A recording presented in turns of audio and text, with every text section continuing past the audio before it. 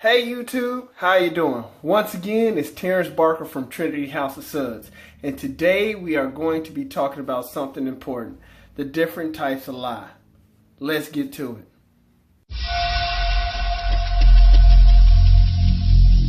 Every single day, I'm gonna make something great. That's my way. Every single day, I'm gonna make something great. That's my way.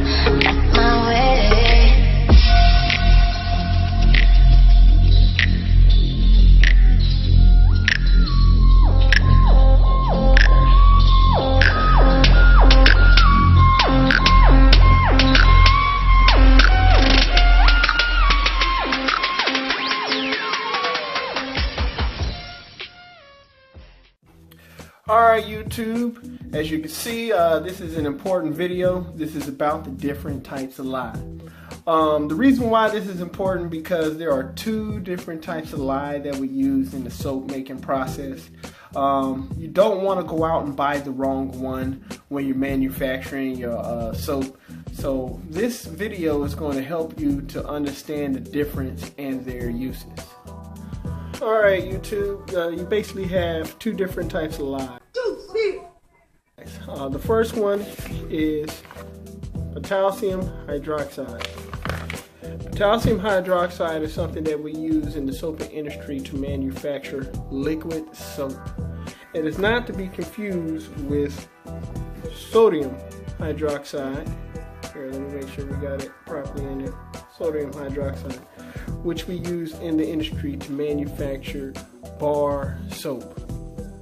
With potassium hydroxide, the safety measures are pretty much the same, with a little added twist. Yes, you want to be in a well-ventilated area. Yes, you want to make sure you have your gloves. Yes, you want to have your mask. Yes, you want to have eye protection and things to clean it up, and your vinegar solution on standby when you're dealing with potassium hydroxide or any lye solution. But the added twist is that since it is used for liquid soap, one thing with this particular lye is that it draws in moisture. That means you have to be a little bit more safe and precautious when storing your lye solution. You don't want to have it open or anything like that, which you shouldn't anyway, because it is a lye solution, and also it draws in the moisture, which can affect your recipe if moisture does get into your lye solution. Another thing about this particular lye, the potassium hydroxide, is that when using it, it gets a little bit more hotter when you're pouring your lye solution into the liquid. It gets so hot, yeah. With sodium hydroxide, it could get probably about like 200 degrees, but with potassium hydroxide, it gets to the point where it bubbles at the bottom, and you can see, you know, it getting so hot it looked like it might almost bubble over, and you see the little lye solution balls and pellets move around, which is totally different from the sodium hydroxide. Now with both sodium hydroxide and potassium hydroxide, you do want to pour the lye into the liquid and not the liquid into the lye. Why? Because as we had explained already, it can volcano over. Alright YouTube, another thing that differs when it comes to manufacturing soap with potassium hydroxide versus sodium hydroxide is your calculations. As you can see, you can have the same calculations as far as your oils with inside your soap, but your liquid percentages can differ. Okay, so in this one you got 28.26. This one, sorry about that, you have 11.88 ounces of liquid. So you want to be careful with your calculations as well when you're doing a liquid bar soap. Liquid soap versus a solid soap. Your calculations are going to differ greatly. Alright guys, another thing that you may be concerned about as far as portions of lye is that with these both lyes that you want to have a stainless steel or plastic when you're using or mixing your lye water solution with these two different types of lye. The reason being is because if you mix lye into something such as aluminum or copper or anything like that, you could create hydrogen, which is highly explosive. So make sure that you mix these into something that is stainless steel or plastic when you're working with these lye solutions.